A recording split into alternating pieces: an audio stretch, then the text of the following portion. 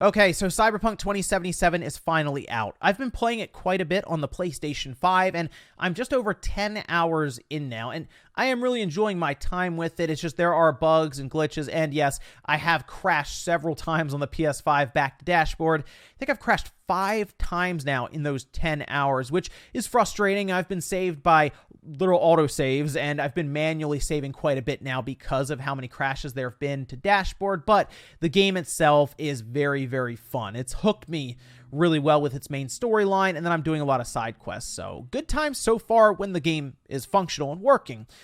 But there has been a question for a little while now as to the Xbox One and the PlayStation 4 base version of the game. Remember, there was a rumor that that was one of the big struggles they were having in development and QA and getting it all ready to go for launch, was the Xbox One and the PlayStation 4 version. This was supposed to release before the PS5 and the Series X were out, remember, in April. So for a little while, this was going to be what we'd have, and we'd then have to hope that the PS5 and the Series X can make it run even better. Yeah, the PS4 and the Xbox One version, though, they're something else. Guys, enjoy these videos. Make sure the like button helps out a ton. And if you're new here to the Spawn Wave Plus channel, make sure you subscribe down below. So let's go over here to, this is Eurogamer. Cyberpunk 2077 is a mess on PS4 and Xbox One, and the memes have already begun. Now, the biggest thing here is they appear to be taking stills from what I assume is an upcoming Digital Foundry video, kind of going over the PS4 and the Xbox One. It could be for all consoles, but I think it might be worth them just focusing on the PS4 and the Xbox One base models.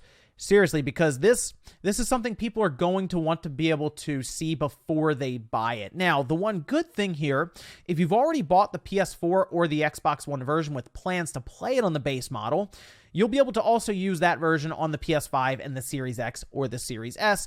CD Projekt Red has already said that you'll just be able to pop the disc in or have your digital version go with you to the next system through smart delivery on the Xbox and just outright downloading it and playing it on the PlayStation 5. But we can see here they have several screenshots from their frame rate analysis that does show that the PS4 is targeting 30 frames per second, but then when you're doing basically anything that has to do with playing the game, it drops down significantly. 17 frames per second driving, 15 frames per second, 22 just kind of looking out at the city, Night City, when you're just kind of hanging out. And that was the weirdest thing. There's a good video right now that's up on YouTube. I'll link to it down below. It's from Rosero. They actually show this game in action with the different versions next to each other.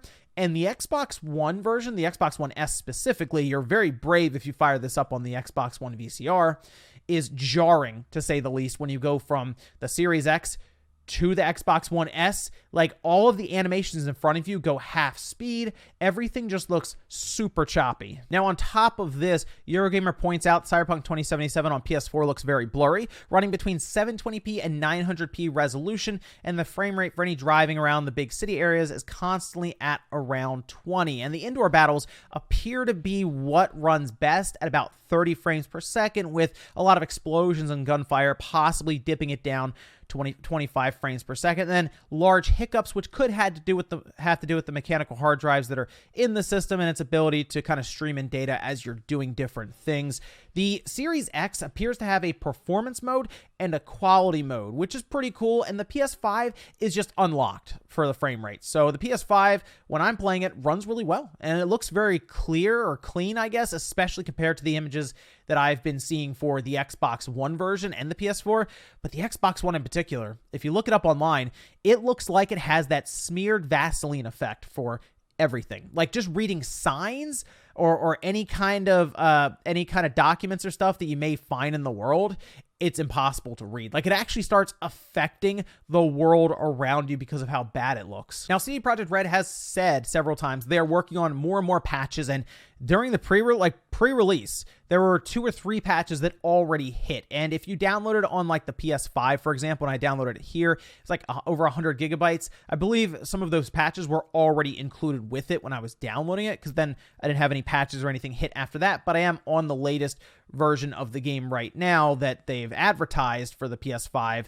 So I don't know if patches will save this, because if you download a patch, it's not going to automatically make that hardware from 2013 any stronger. And it seems like they've already dropped the resolution very, very low on both of these systems. I mean, 720p on the PS4 is pretty low, base PS4. I guess they could go even lower than that if they want.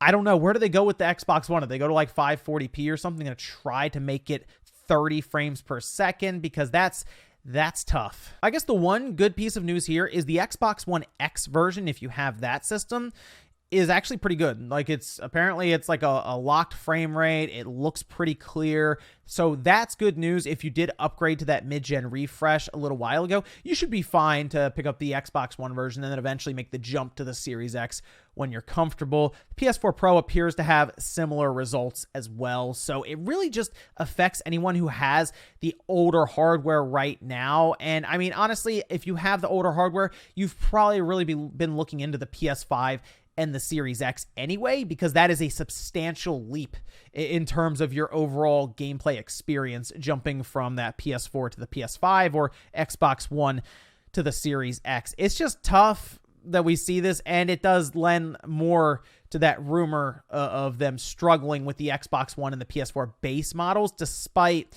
it being disputed by the head of CD Projekt Red.